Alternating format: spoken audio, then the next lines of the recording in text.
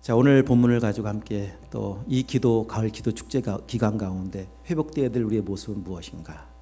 오늘 본문 마지막에 보니까 여호와 니시 15절 말씀, 여호와 니시 승리 하나님의 이름이 우리의 삶 가운데 있기를 좀 소망하면서 이 말씀 앞에 서시기를 원합니다. 이 본문 출애굽기 17장 말씀은 참 저도 개인적으로 많이 다루었고 여러분도 잘 알고 있는 본문의 내용입니다. 아말렉과의 전쟁의 상황입니다. 여호수아는 전쟁터에 나가 있고 모세와 아론과 훌은 산 꼭대기에서 기도하고 있습니다. 이 말씀은 잘 알다시피 기도가 승리인 것을 너무 잘 보여주고 있는 내용 아니겠습니까? 전쟁의 승패는 다른 데 있지 않습니다. 기도에 있습니다. 이것을 알려주고 있습니다. 이제 이스라엘 백성들이 애굽에서 나왔습니다. 그리고 이 아말렉을 만납니다. 지금까지는 환경의 어려움이었었습니다. 마실 것이 없었고 먹을 것이 없었고 낮엔 너무 뜨거웠고 환경의 문제라면 드디어 사람과 만납니다. 아말렉과 만납니다. 아말렉이 어떤 존재인가를 좀 다시 보겠지만은 환경보다 어려운 게 사람 아닙니까? 정말 힘듭니다. 힘든 싸움을 해야 합니다. 그 싸움 아무리 힘들어도 기도의 팔이 올라가면 승리할 수 있다. 이거 알려주고 계신 거예요. 이스라엘 백성들이 가야 할 인생 여정 속에 만나야 될 문제들은 앞으로 산적해 있습니다. 가나안 땅 그냥 들어갈 수 있는 곳이 아닙니다. 거기서 또 사람을 만나야 합니다. 또 싸워야 합니다. 그래도 걱정할 것이 없는 것은 이 사실을, 이 사건을 기억하라는 겁니다. 여기 지금 말씀하고 계시지 않습니까? 이것을 책에 기록해라. 4절 말씀, 책에 기록해서 기념하게 하라. 이스라엘 백성들의 귀에 읽어서 여호수아의 귀에 외워 들리라. 앞으로 이 일을 행할 이 후손들에게 계속 읽게 해라. 이렇게 하면 승리했었지. 이 사실을 경험하지 못한 사람들에게도 어떻게 승리할 수 있는 비결이 어떻게 하면 승리할 수 있는가를 좀 알려줘라. 그래서 이 사건을 만나게 하신 거예요. 여러분 조금 전에 제가 말씀드렸던 것 같이 잘 알고 있습니다. 알고 있는데 기도하지 않으면 무슨 소용이 있겠습니까? 그래, 기도하면 승리했지. 이 내용을 안다고 승리하는 게 아니지 않습니까? 기도해야 승리합니다. 그래서 오늘 우리가 어떻게 기도해야 될 것이고 또 어떤 승리가 기도를 통해 우리의 삶 가운데 경험해야 할 것인지를 좀 살펴보려고 합니다. 자, 먼저 그러기 위해서는 아말렉이 어떤 존재인가를 좀 살펴볼 필요가 있습니다. 그래서 아말렉이 어떤 존재인가를 통해서 마귀가 오늘날 우리를 공격하고 있는 공격 유형 3가지를 먼저 살펴보려고 합니다. 자, 첫 번째, 아말렉의 뿌리는 무엇인가? 에서입니다. 창세기 접어두시고 창세기 36장을 한번 가보도록 하십시다. 창세기 36장 12절 36장 12절 자, 읽어보십시다. 시작. 에서의 아들 엘리바스의 첩 딥나는 아말렉을 엘리바스에서 낳았으니 이들은 에서의 아내 아다의 자손이며 에서의 아들의 아들이니까 손자가 됩니다. 하여튼 결국 에서의 뿌리에서 나왔습니다. 그런데 그 에서는 우리가 잘 알고 있다시피 에서는 야곱의 쌍둥이 형으로 팥죽 한 그릇 때문에 장자의 명분을 팔아버린 사람 아닙니까? 그런 에서의 후손, 그런 에서를 히브리서 기자는 히브리서 12장으로 와보십시오. 어떻게 평가를 하고 있는가를 보십시다. 히브리서 12장 16절 말씀 뒤로 쭉 넘어가십시다. 히브리서 12장 16절 읽겠습니다. 시작. 음행하는 자와 혹 한 그릇 음식을 위하여 장자의 명분을 판 에서와 같이 망령된 자가 없도록 살피라. 에서를 망령된 자라고 말씀하고 있습니다. 이 망령되다라고 하는 말은 아주 사악하다는 의미를 가지고 있습니다. 경건치 못하고 사악한 자가 망령된 자입니다. 그런 에서의 후손이 아말렉이라니까요. 에서와 같이 아말렉의 공격, 마귀의 공격 첫 번째 유형은 무엇인가 하면 내 육신의 정욕을 위해서라면 지금 당장 눈앞에 이익된다면 말씀도 버릴 수 있다. 이게 공격입니다. 장자의 명분이 뭐 소중하냐? 지금 당장 배가 고픈데 지금 먹고 살기 급한데 하나님 뭐가 중요하냐? 지금 기도가 뭐가 중요하고 말씀이 뭐가 중요하고 예배가 뭐가 중요하고 지금 당장 내가 살 것이 내 코가 석자인데 이게 마귀의 공격 유형이라니까요. 이게 망령된 자이며 이것이 아말렉의 첫 번째 공격입니다. 자, 두 번째 공격은 무엇인가? 신명기 25장을 한번 가보도록 하십시다. 신명기 25장 17절 18절.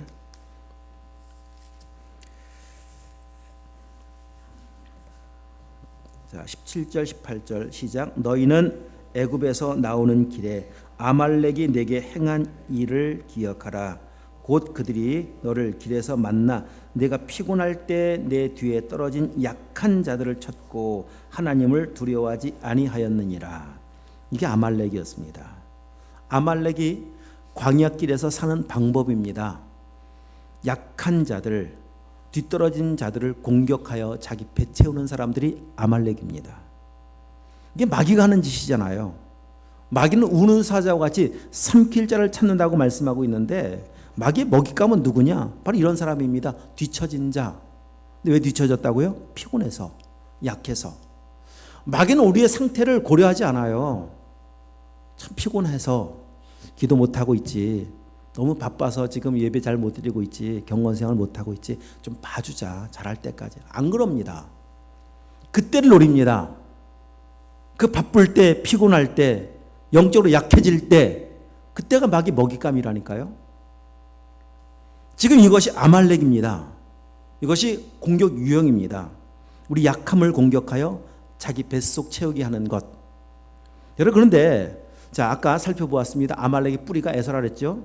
에서와 야곱은 형제입니다. 이스라엘 백성들의 뿌리는 야곱, 더 올라가면 아브라함으로 올라갈 수가 있겠지만 아무튼 형제인데 형제의 약함을 400년 동안 종살이하고 나온 형제들 아닙니까? 고생하고 나온 형제들 아닙니까? 그러면 이렇게 고생한 형제들, 참 뒤처진 사람들, 얼마나 피곤하고 힘들면 저렇게 뒤처져 있을까? 우리는 도와주자, 먹을 거 주자, 마실 거 주자. 이게 보통 일반적으로 나타내야 되는 정상적인 반응일 것 같은데 그런 자들을 공격한다니까요. 왜?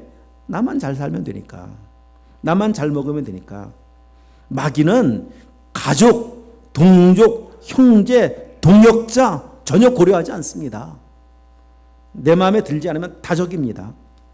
세상에서 뭐 그 사람이 어떻게 되든 상관없이 나만 잘 되면 되고, 죽든 말든 울든 말든 배가 고프든 말든 나만 잘 되면 되고, 나만 잘 먹으면 되고, 나만 잘 살면 되고. 이게 아말렉이에요. 이게 마귀의 공격 유형입니다.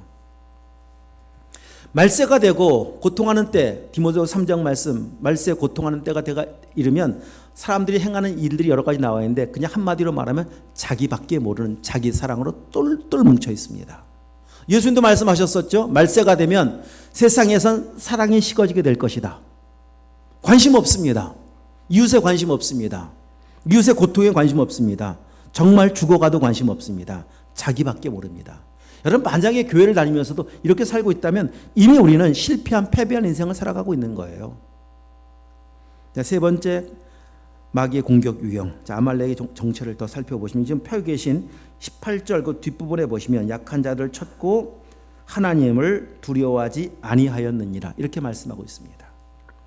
아말렉이 이렇게 행하고 있는 그 근본적 이유가 여기 있죠. 하나님을 두려워하지 않기 때문에 행하는 일들입니다.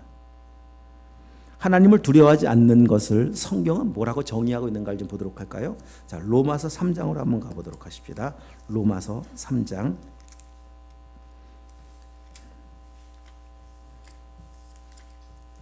다 성경을 찾으셔야 합니다. 찾으셔서 눈으로 보고 입으로 읽으셔야 말씀이 내 것이 되고 그때 하나님의 은혜가 임합니다. 자, 로마서 3장 먼저 10절. 기록된 바 의인은 없나니 하나도 없으며 11절 다 함께 읽어요. 깨닫는 자도 없고 하나님을 찾는 자도 없고 라고 하면서 죄인의 상태, 죄인이 이 땅을 살아가는 방법들이 11절부터 쭉 소개하고 있는데 그 결론과 같은 구절이 18절입니다. 자, 18절 한번 읽어보겠습니다. 그들의 눈앞에 하나님을 두려워함이 없느니라 함과 같으니라. 하나님을 두려워하지 않는 이유가 있다고요? 죄인이기 때문에. 죄인이 살아가는 삶은 이런 삶입니다. 하나님은 없습니다. 하나님의 존재에 대한 두려움 전혀 없습니다. 하나님 두려워하지 않기 때문에 어떻게 살아갑니까? 내 마음대로 살아가죠. 이런 아말렉, 자, 하여튼 이런 마귀의 공격입니다. 하나님 뭐가 중요하냐? 하나님 경외하지 못하게 그냥 살아가게 만드는 것인데 이런 문제는 무엇인가 하면 이런 아말렉에 대한 하나님의 초우, 처분 어떻게 하시는가를 오늘 본문을 와서 다시 한번 와서 보도록 하십시다. 자, 오늘 본문으로 와서 보시면 14절 말씀 끝부분을 보시면 내가부터 시작. 내가 아말렉을 없이하여 천하에서 기억도 못하게 하리라. 천하에서 기억도 없이 아말렉을 없애버리신답니다. 자, 16절 다 함께 읽습니다. 이르되 여호와께서 맹세하시기를 여호와가 아말렉과 더불어 대대로 싸우리라 하셨다 하였더라. 대대로 아말렉과 싸우시겠답니다.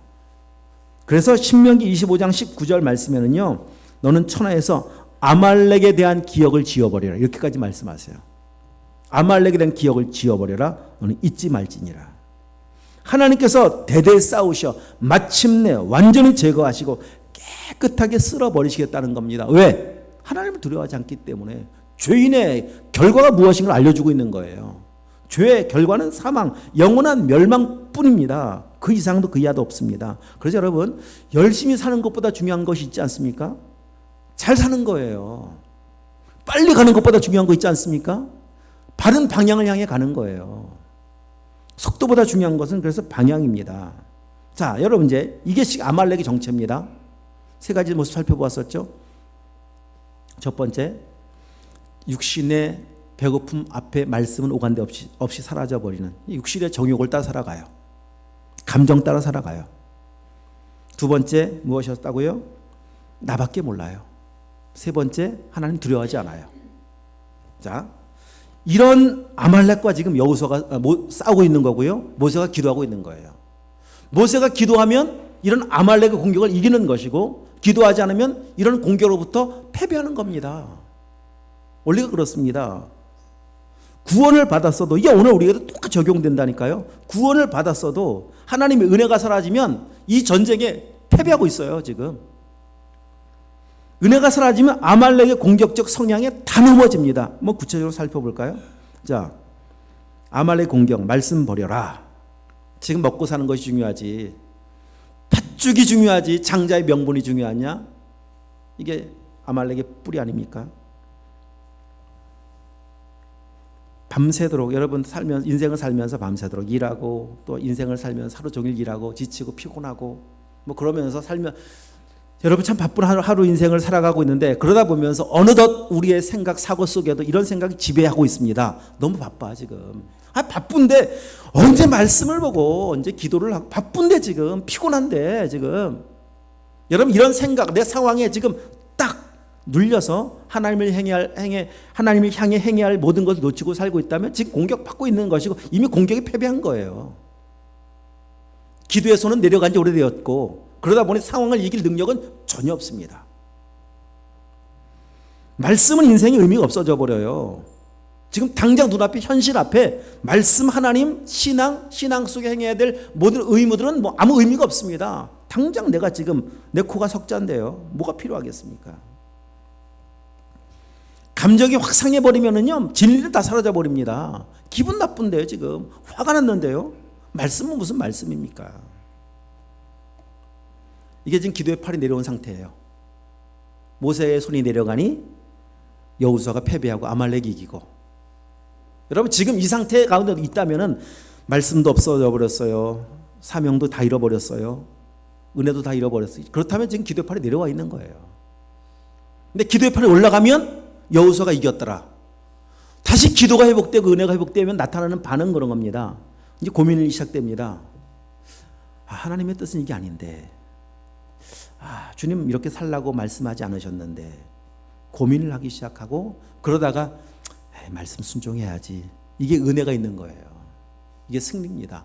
여호와 니시의 승리가 뭐 대단한 거 아니에요. 대단한 업적을 남기고 살아가는 거 아닙니다. 그냥 아주 평범한 일상을 살아가는데, 지금 내 눈앞의 상황은 당장 놓고 볼 때는 지금 이 일을 해야 하는 것이 맞는 것처럼 보여지지만, 하나님 뜻이 아니기 때문에 그 일을 행하지 않고, 그 길로 가지 않고 하나님의 뜻이 이 길로 가는 것을 알고 있기 때문에 그 길로 그냥 가보자 라고 하면서 발걸음을 딱 옮기는 것, 이게 여러분 승리고 여호와 니시입니다.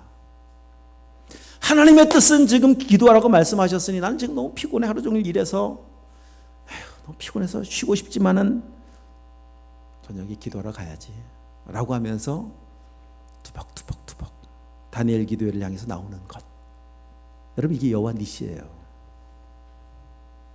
그렇게 나와서 하나님 앞에 다시 기도의 팔을 또 높이 들다 보면은요, 우리의 삶을 살아가는 데 있어서 계속 말씀 이끌어가는 삶을 한 걸음 더 나가기 시작하고 한 걸음 또 나가기 시작해요. 말씀에 순종하는 삶을 한 번 더 해보기 시작하고 또 해보기 시작해요. 그러면 승리를 경험하기 시작하거든요. 여러분, 승리 이런 것입니다. 여러분, 기도하심으로 하나님의 은혜를 회복하면서 다시 말씀이 너무 중요하지 라고 하는 이 완전한 우리의 인식 개선, 우리의 영적인 개선이 우리의 삶 가운데부터 있기를 축복합니다. 자, 두 번째, 아말렉 공격. 나만 잘 먹고 잘 살면 된다는 속임수에 우리는 이 패배하면 넘어지는 거예요. 이게 아말렉이 사는 방법입니다. 아까 말씀드렸었죠. 형제도 소용없어요. 이웃도 소용없습니다. 나밖에 없습니다. 나밖에. 이 영적으로 미숙할 때 나타나는 아주 일반적인 현상과 반응입니다. 은혜가 사라지면 다 이런 사람이 그냥 어느덧 내 삶을 지배하기 시작합니다. 나밖에 모릅니다. 나밖에. 이 땅을 살아가면서 여러분 보십시오. 가장 이기적인 존재가 누군지 아세요? 가정 안에서 가장 이기적인 존재가 지금 막 태어난 갓난아기입니다. 갓난아기는 정말 나밖에 몰라요. 어저께 다니엘 기도회 간증으로 나오셨던 목사님의 그 장모님 장인어른이 다 시각장애를 입으신 분이라고 들었습니다. 시각장애를 입으신 상태에서 딸을 낳았어요. 두 딸을 낳았다고 들었어요. 자, 부모님이 다 앞이 보이지 않는 상황에서 자식 낳고 키울 때 얼마나 어려우셨겠어요. 그런데 아이는, 막 태어난 아이는 부모님의 상태를 고려할까요? 우리 부모님이 눈이 안 보이시지, 그러니 내가 알아서 차려 먹어야지. 우리 부모님이 지금 가정이 너무 가난하지, 지금 배고픈데 좀 참아야지. 첫 끼는 걸러떼야지. 금식해야지. 여러분, 아기가 그럽니까? 아기는 전혀 생각하지 않습니다. 그냥 울어제낍니다. 눈이 보이든 말든, 집에 먹을 것이 있든 말든 그냥 울어제낍니다. 왜? 내가 배고프다는 거면 내가 배고프다. 이게 사랑 아니 못 키우는 거예요. 그래서 이 결론으로 이 말씀을 더 다시 보겠지만 아무튼 그런 겁니다. 영적으로 미숙하면 나타나는 반응이 그런 겁니다. 나밖에 몰라요. 은혜가 사라지면 나타나는 반응입니다. 나밖에 몰라요. 항상 나예요. 나 이상의 문제를 못 벗어나요. 시선이 항상 나에게 고정되어 있어요. 내 문제에 고정되어 있어요. 근데 이상하게도 그랬던 우리였었는데 은혜가 임하기 시작하니까 시선이 나에게서 남에게로 돌려지기 시작해요. 다른 사람이 보이기 시작해요. 다른 사람의 아픔이 보이기 시작해요. 그 문제가 내 문제로 이렇게 여겨지기 시작해요. 그 아픔이 내 문제처럼 다가오기 시작해요. 그래서 기도하기 시작하고 그 문제를 내가 안고 그냥 끌어안고 중보하기 시작하고, 그게 성숙함 아닙니까? 가정에 자라면서도 아이가 성숙해진다라고 하는 게 뭡니까? 부모님을 조금씩 알아가고 이해하기 시작하는 거잖아요. 우리 부모님 눈이 안 보이시는 분이셨구나. 그런데 나를 이렇게 보살펴 주셨구나. 이렇게 어려운 상황에서도 나에게 지극정성, 먹을 것, 입을 것 이렇게 입혀주셨었구나. 내가 투정 부리면 안 되지. 가난하고 투정 부리면 안 되지. 이런 생각하고 있다라고 하는 게 조금씩 큰 것이고 성숙한 것이고 철든 거 아니겠습니까? 부모님 입장에서 생각하는 거예요. 상대방 입장에서 생각하는 거예요. 이게 은혜가 임한 겁니다. 은혜가 임한 것. 맞아. 내가 다리 뻗으면 다른 누군가는 다리를 굽혀야 되지. 이 좁은 자리에 내가 누우면 누군가는 다 서야 되지. 더 피곤한 사람을 위해서 내가 양보해야지. 이게 성숙함이에요. 이게 십자가고요. 십자가 지고 살아가는 그리스도의 승리는 다른 거창한 거 아닙니다. 평범한 일상을 살아가면서 다른 누군가를 한번 생각해보고 그 품고 기도하고 중보하고 도와주고 섬기는 모습. 나이와 상관없이 그런 사람은 성숙한 사람이에요. 오늘 아침에 성경에 있는데 요한 6장 말씀 오늘 읽어야 될 분량 아닙니까? 읽다 보니까 거기 베세다 광야에 굶주린 사람을 위해서 오병이어의 그 자기의 도시락을 제공하는 사람이 누굽니까? 아이예요. 아이. 그 아이는 배고프지 않나요? 그 아이도 배고픈데 자기 먹으려고 싸우는 건데 나보다 배고픈 다른 누군가를 위해서 내가 그걸 드려야지. 하나님은, 예수님은 그 아이의 오병이어를 받으시고 그 베세다의 기적을 행하지 않습니까? 하나님의 역사는 그런 사람을 통해 나타나는 거예요. 그 성숙한 사람을 통해서 하나님은 일하십니다. 그래서 오늘 우리에게 은혜가 필요한 거 아니겠습니까? 기도의 팔을 높이 들어야 되는 거 아니겠습니까? 주님의 마음입니다. 주님 마음을 품는 것입니다. 이런 은혜가 있길 축복합니다. 자, 세 번째, 하나님을 두려워하지 않는 것이 아말렉이었습니다. 은혜가 사라지면 하나님을 두려워하지 않아요. 죄를 지으면서도 하나님을 두려워하지 않아요.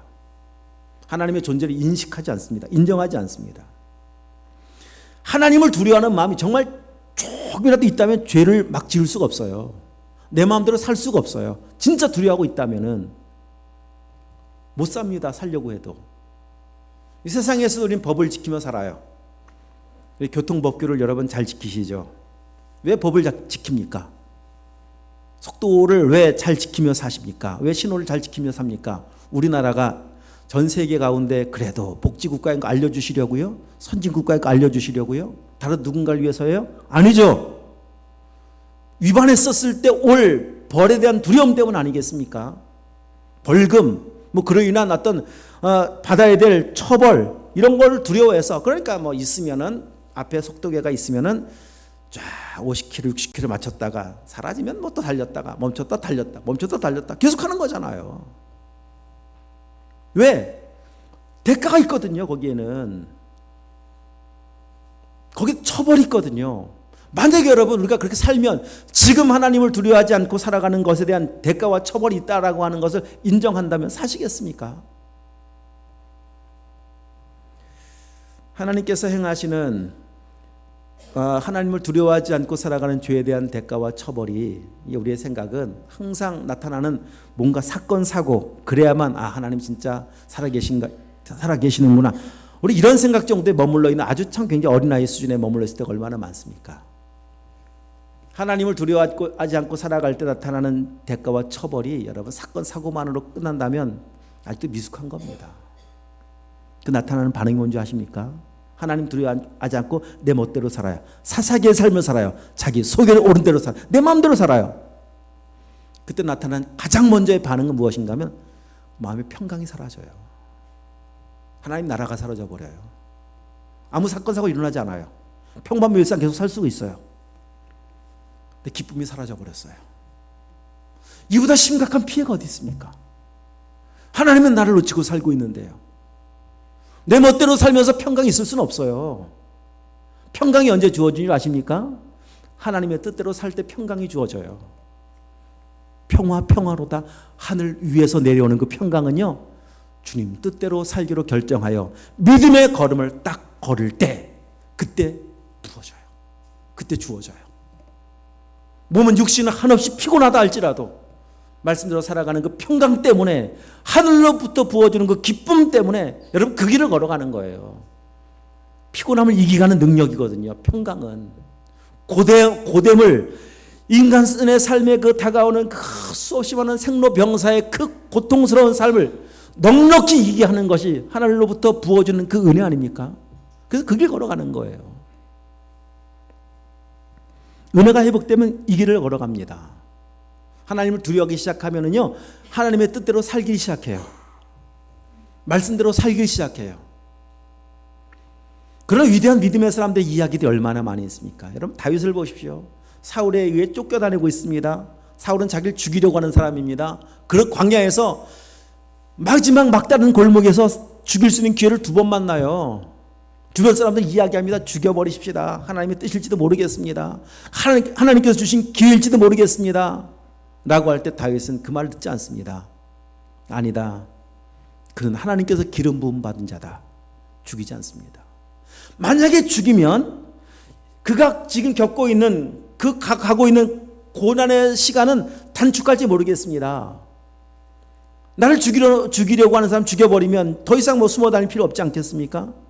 인간적인 생각으로는 그럴 수 있을지 몰라도요, 하나님 앞에는 부적격자로 탈락입니다. 그가 그의 삶에 놓여져 있었던 그 환경을 하나님을 두려워하는 마음으로 믿음으로 이겼기 때문에 하나님의 때가 되어 그에게 나라를 맡기시는 거예요. 합격했기 때문에 맡기시는 거예요. 아브라함의 창세기 22장 말씀에 보면은요, 이삭 바쳐라 라고 하는 그 대목 알고 계시지 않습니까? 그때 이삭을 바쳤을 때 하나님은 아브라함을 이렇게 인정해 주셨습니다. 진짜 너는 나를 경외하는 사람이구나. 그리고 말씀하고 약속하신 것이 있습니다. 여호와 일에 되어주마. 너의 인생 전부를 내가 준비하마. 어떤 사람에게요? 하나님을 경외하고 두려워할 줄 아는 사람에게 이런 은혜를 예비하시고 약속하고 계십니다. 그래서 오늘 우리에게 필요한 은혜가 무엇인가 하면 하나님을 두려워하는 은혜예요. 그건 은혜입니다. 은혜. 두려워하며 살아가는 삶이에요. 범사의 그를 인정하라. 그리하면 그가 너의 길을 지도하시리라. 이 잠언 3장의 말씀에 보면은요, 너의 길을 만들어주마. 이런 약속의 말씀이거든요. 인정하기만 하면, 나 두려워하여 나 인정하는 삶을 살기만 하면 길 걱정하지 말라고. 광야에도 길을 만드셨고 홍해를 열어 길을 만드셨던 하나님께서 그의 인생 전부의 길이 되어주시겠다고 약속하고 계신 거예요. 그런 은혜가 필요하지 않겠습니까? 여러분, 내가 내 길 만들어 간다고 생각해 보십시오. 그 길 만들 수도 없을 뿐더러 그 길로 가면 그냥 멸망입니다. 아말렉 대대로 지어버리마. 깨끗하게 지어버리마. 어떤 길 가시겠습니까, 여러분? 그래서 오늘 다시 기도의 두 팔을 높이 드셔야 돼요. 하나님 없이 살았던 내 삶, 주여 이 길 계속 가지 않게 하옵소서. 내가 가고 있는 길의 방향을 좀 보게 하옵소서. 어떻게 살고 계신지 한번 좀 하나님의 은혜가 임하여 내 모습 좀 보셔야 되지 않겠습니까? 은혜가 임하지 않으면 내 모습도 몰라요. 자, 모세가 어디에서 기도한다고요? 산 꼭대기예요. 꼭대기는 어떤 곳입니까? 아래가 보이는 곳입니다. 올라가야 보이잖아요. 영적인 고지를 점령하여 기도의 자리에 올라가야 내 모습이 보여요. 난 나름대로 잘 믿고 있다고 생각했었는데 잘 믿는 게 아니었구나 라고 하는 게 보여요. 내 멋대로 믿고 있었구나, 내 마음대로 살았었구나 라고 하면서도, 그렇게 살면서도, 그렇게 믿으면서도 나는 신앙 좋다고 생각했었던 내 착각에서 언제 깨어날 수 있다고요? 하나님의 은혜가 임하여 영적인 빛 앞에 나를 확 비춰보면 바울과 같이 고백해요. 그 은혜가 임하기 전에 나 괜찮은 사람입니다. 율법의 의로 흠 없는 사람입니다. 누가복음 18장에 나오는 부자 청년 다 지켰습니다. 내가 뭐가 문제가 있어요? 바리새인 일반적인 기도, 나는 스스로 자기 의롭다고 믿고 하나님 옆에 서지 않습니까? 이 착각이 언제 깨어진다고요? 하나님의 은혜가 임하여 하나님 앞에 서면 바울이 고백합니다. 나는 죄인 중에 괴수입니다. 내가 살아온 인생은 다 배설물이었습니다. 쓰레기 인생이었습니다. 아무것 하나 하나님 앞에 드릴 것이 없었습니다. 그런데 여러분, 그런 내가 보일 뿐더러 또 하나가 보여요. 그것이 무엇인가 하면 그런 나를 사랑하신 하나님의 사랑이 거기만 보여요. 그 은혜의 고지에 올라가면 하나님의 사랑이 보인다니까요. 지독한 이기적인 나, 아까 말씀드렸었어요. 이기적인 나, 말씀 오간데 없이 버려버렸던 나, 하나님 경외하지 않고 내 멋대로 내 속에는 옳은 대로 살았던 나.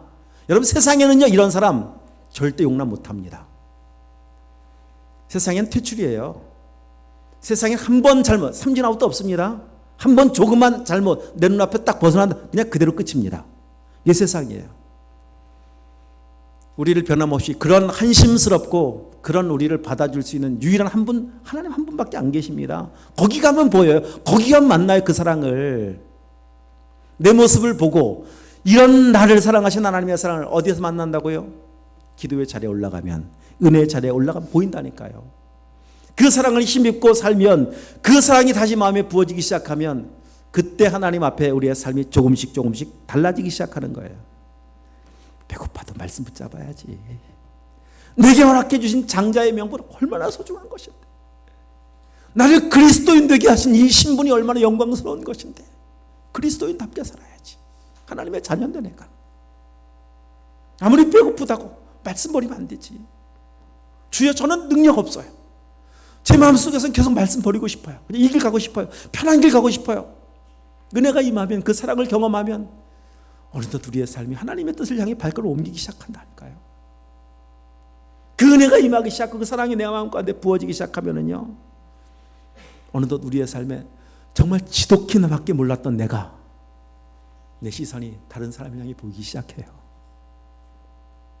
우리 많이 부르는 찬양 가운데도 아버지 당신의 마음이 있는 곳에 나의 마음이 있기를 원해요. 아버지 당신이 바라보는 그곳 저도 보기 원해요. 이렇게 살고 있어요. 살아가기 시작해요. 하나님의 은혜가 임하기 시작하면 정말 말 그대로입니다. 범사에 하나님의 주권을 인정하기 시작합니다. 계속 물어요. 하나님 어떻게 하면 좋아요? 너무 힘들어요. 어떻게 하면 좋죠? 하나님 지금 이 갈등의 상황을 만났습니다. 어떻게 하면 되죠? 계속 기도하고 계속 물어요. 이게 인정하는 거예요. 그리고 그 길을 걸어갈 때 오늘 말씀으로 말씀하셨던 것 같이 여호와 니시예요. 여러분 그 길이 여호와 니시고 그 삶이 여호와 니시입니다. 이런 은혜를 다시 회복하기 위해서 우리가 해야 될 것이 무엇이라고요? 모세와 같이 아론과 같이 훌과 같이 다시 기도의 자리로 올라오는 거예요. 여러분 올라오십시오. 이 가을 기도 축제는 그래서 준비한 거예요. 다시 은혜 회복하라고요. 다시 잃었던 길의 방향을 회복하여 믿음의 길을 우리 한번 걸어가 보자고요. 우리 기도의 자리에 나오셔서 하나님의 은혜 마음껏 회복하시고 우리 한 걸음 또 믿음으로 걸어가시고 주께 영광 올려드리는 여호와 니시 승리의 상 우리 모두가 될 수 있길 축복합니다. 기도하도록 하겠습니다.